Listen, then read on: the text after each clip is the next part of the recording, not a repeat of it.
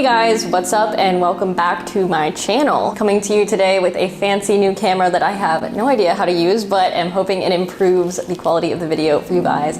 Let me know. So today we are talking about the concept of a no spend day. I have mentioned this before in a previous video that I think nobody watched. It's not a glamorous concept. It doesn't seem like an exciting concept, but it is such a key concept for anyone seeking to minimize their impulse buys or save more money, build their wealth, or just build good habits in general. A no spend day is pretty self-explanatory, but it's basically a day where you don't buy anything at all, or if you do, it's out of absolute necessity. So some examples of necessities would obviously be like a doctor's appointment or buying gas if you have a car, or a train fare in my case. Grocery shopping for the week is also acceptable. But for the most part, you want to really make sure you're not spending money on anything extraneous. So stuff like going out to eat, just recreational shopping is banned on no spend days. I personally try to do at least 2 no spend days per week, but you can do as many or as little as you feel comfortable with. It's really up to you, but I challenge you to try this at least 1 day a week.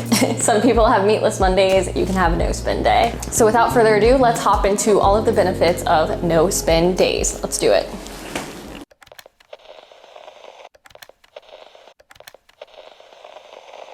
All right, so the first benefit, aside from the obvious factor that it will save you money, is that it can be a really big eye-opener when you look and see the amount of money that you saved at the end of the week. It's a great way to quantify all of the little purchases that you might have been making without thinking about it and see how much those buys are costing you. And I think that in itself is a really motivational factor to keep this up, to continue doing more of them, or at least continue with doing that once a week. I tend to just put that amount in savings, but if you need a little bit more of an incentive, you could do something fun with it, like put it away in a fund for travel, or put it towards saving towards an item that maybe you've been wanting for a long time. Basically, whatever reward system motivates you to forego short-term gratification in order to spend on things that truly bring you joy is a good system in my book. But yeah, the first benefit, saving money, and very eye-opening as to the amount. So the next benefit is that no spend days are very effective in teaching you the difference between needs and wants. When you're deciding the rules of your no spend day, the things that are going to be necessities are different for everybody, but it will force you to sit down and say, this is something I absolutely need to buy versus something I just want to buy. The next benefit is that no spend days are really key in building good habits. One of the reasons for this is that they require a lot of preparation. If you want to go to work and eat but not spend any money, you have to make sure that you meal prepped that week so you're taken care of. Same with grabbing a coffee. I pretty much can't function in the morning without one. So unique is me. But when I'm doing a no spend day, I have to make sure that I've prepped that coffee in advance and have it ready with me to take to work. There's a hair in my mouth for that whole sentence. Be powered through. It takes a lot of work and preparation to save money, but it's absolutely worth it to avoid having to spend out of convenience. And that preparation has the potential to spill its benefits over into days that aren't even no spend days, because if you meal prep for your whole week, that's 5 days of your work week that you're not having to eat out. So future self will thank you.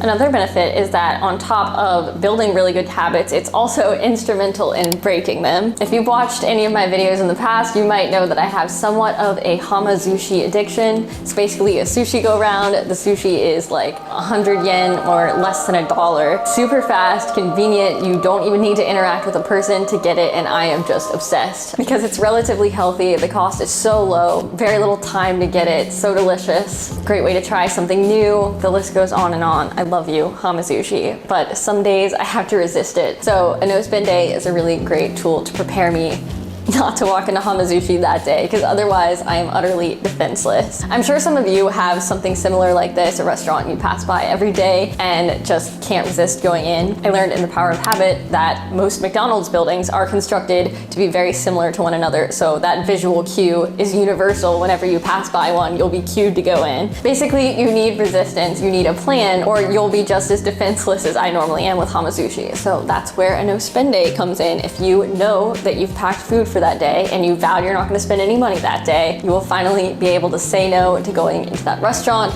and break that cycle and have that habit have a little less power over you in the future. So the next benefit of no spend days is that it makes you really creative and resourceful. Some examples are you're going to be forced to learn to entertain yourself in ways that don't involve spending money. So as you might have seen in my video that nobody watched, I like to spend those days painting or cleaning or making videos. You might even be tempted to pick up a side job to fill that time. But you might surprise yourself with the things you learn that you enjoy doing with activities that are either absolutely free or can be accomplished with things that you already have on hand. In terms of resourcefulness, if something does come up that you do need to purchase, I consider things like gift cards to be little cheat codes. So you can use gift cards to buy something that you actually need with it. In terms of resourcefulness, if something comes up that you need but can't buy on a no spend day, you might be inspired to try a buy nothing group for the first time. I've talked about these a lot in the past, but in case you haven't heard it before, buy nothing groups are all over Facebook. All you have to do is look up the phrase buy nothing and then insert your local area, and you will be treated to a wonderful community of people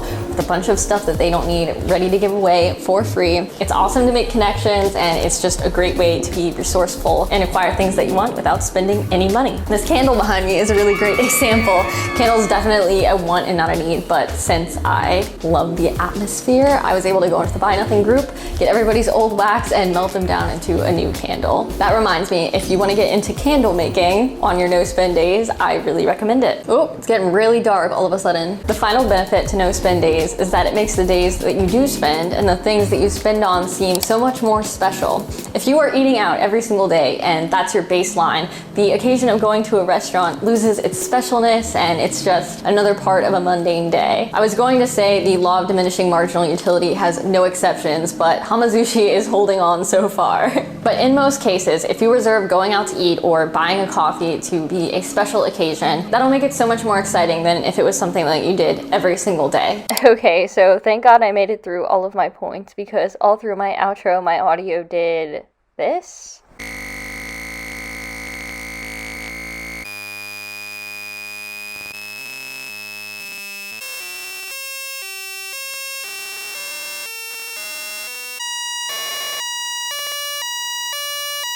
I hope Rocky knows I blame no one but him for lending this camera. But in all seriousness, I hope this video gave you some value. If so, please like and subscribe. And either way, I will see you next week. Bye!